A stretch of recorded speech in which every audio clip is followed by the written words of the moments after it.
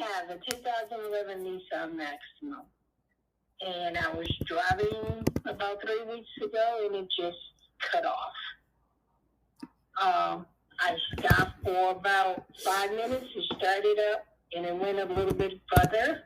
Then it just cut off again. I had someone to tell me I need alternator, so I went and bought an alternator. That didn't work. It's still cutting off. Then it said I needed a battery. I go buy a battery. In 2 days, that battery is dead. Go and get a second battery, and the same thing in about 2 days. So the battery drains overnight, is that correct? Yes. Okay, I gotcha. Well, there's two common causes that we see for a battery draw in this vehicle. They are, A, the body control module, and B, the alternator. If the alternator was replaced and the problem still remains, then I would go after the BCM next. What is that? It's called a body control module. And you said it's the body? Yep, body control module, you got it.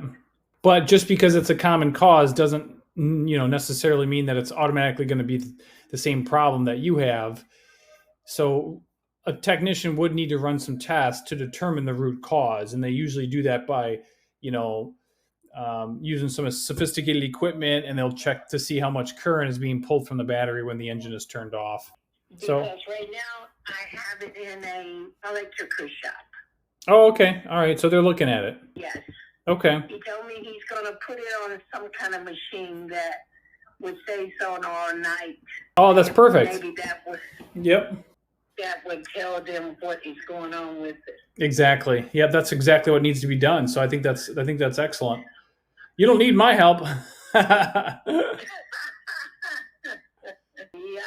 So I don't know. I guess I'm gonna call back there once he take it off the thing tomorrow to see what they are finding out. That sounds good. All right. Thank you. All right. You're welcome. Good luck.